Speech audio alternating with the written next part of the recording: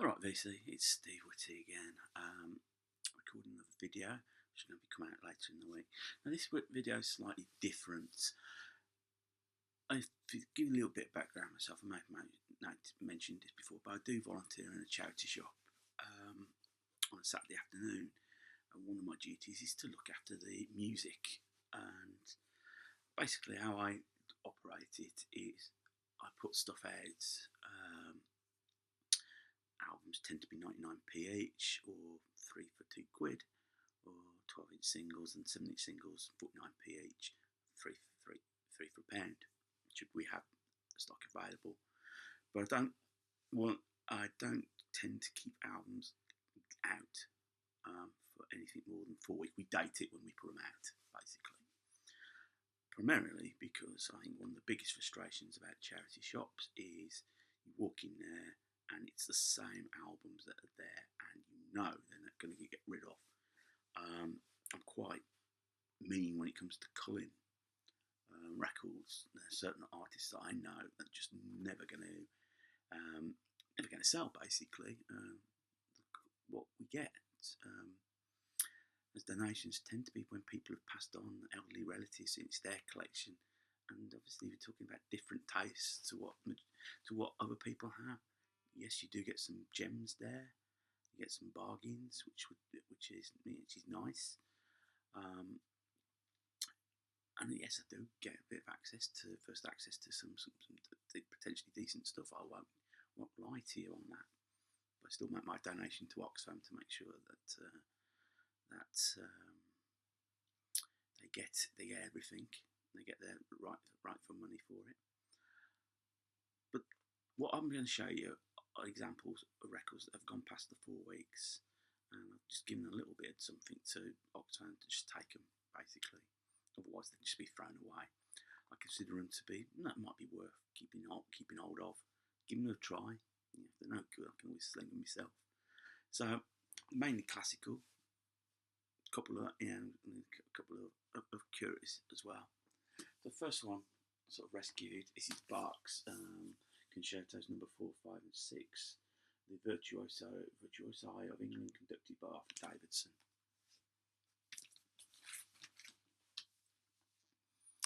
Beethoven's Symphony number 4 in B flats, Overture Ruins of Athens, Prometheus Fidelio.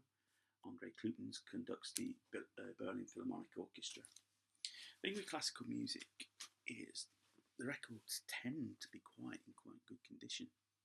Tend to only get hardly played. Carl Orff's Carmen Buranda, conducted London Symphony Orchestra Chorus, St Clement's Danes Grammar School Boys Choir, London Symphony Orchestra conducted by Andre Previn. That sold a lot of aftershave that in the 70s. This one, Curiosity, is a passion play, German passion play.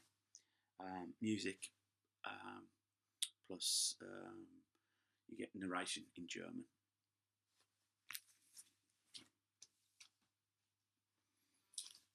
Over 50 years old, this record. This is famous overtures by Rossini. So you've got the Thieving Magpie, and obviously probably his most famous work, William Tell, The Lone Ranger et al. And then Salah McManus, The Silken Ladder. This is Edward van Beinum and the Concerto Brau Orchestra of Amsterdam. Almost sound Radio 3, that does. Something totally different. And I've mentioned this guy gets a bad rap, and his records always end up in charity stores and never seem to shift. This is, dare I say, Endless Flight. And I rescued this because this is actually, the colours in it absolutely great nick. And then, the vinyl's really in good nick. And it's in the chrysalis green. And I just think it's just a shame. I don't know. Yes, some of the songs on here are syrupy. I give you that. I'm not going to deny. But I think he deserves better. He does deserve better. And as I said before, I'm not surprised he buggered off to emigrate to Australia because I suspect he's respected there more than he is over here.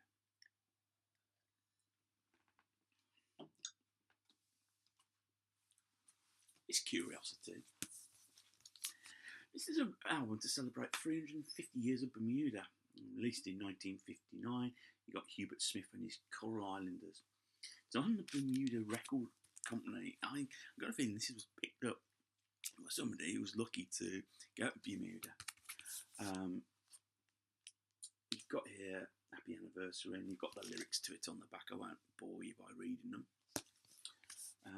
You've got, I suppose, the best known songs, Island in the Sun. You've done a cover of that.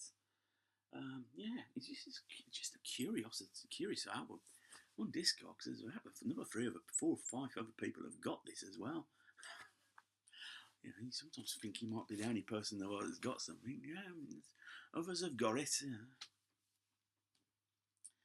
Some Tchaikovsky now to finish. 1812 Overture. And this is an example. This is on what's called Classics of Pleasure. I don't know if it's a Music for Pleasure spin-off, EMI. But how times have changed. Brought to you by Embassy's Master Series, Cigarette Advertising. Another 1812 Overture. You've got other tracks on there. You've got Mendelssohn's Fingal's Cave on here as well. And the other one, you've got some Wagner, and you've got some Rimsky-Korsakov and Mussorgsky on there.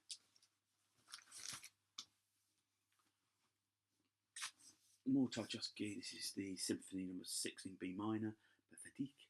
This is Los Angeles Philharmonic Orchestra with Henrik Leinsdorf as his conductor.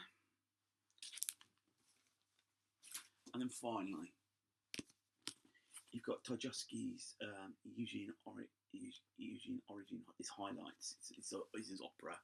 This is his master's voice stroke on the Melodia, USSR Melodia, so it's a bit of I'm trying to think the words now. You know what I mean?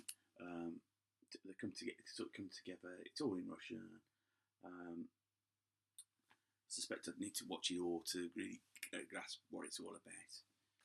So what I really want to say is, you know, charity shops, I think, can be their own worst enemy, because I do think they're overpriced. There's no consistency. You can go to, say, the British Art Shop in one town and find a record priced at one price.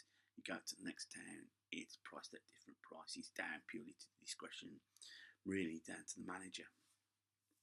Though they do have guidelines. From my view is, the donations, charity shops, we work on the fact that their stock has to keep moving. Because if you go into a charity shop and you see the same stock there, you're not going to go in there, because you just think, well, this is all they're selling stuff nobody wants. And when it comes to things like clothes and all that, that sort of shifts. And I think that principle needs to apply to all forms of media. It's not just vinyl, CDs, DVDs. You can have stuff, and you could argue books. Books tend to fly out a bit more. People always prefer the book more to the Kindle, I think.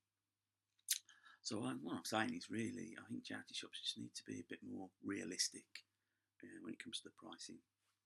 You know, a lot of the stuff that's been donated hasn't been played in years.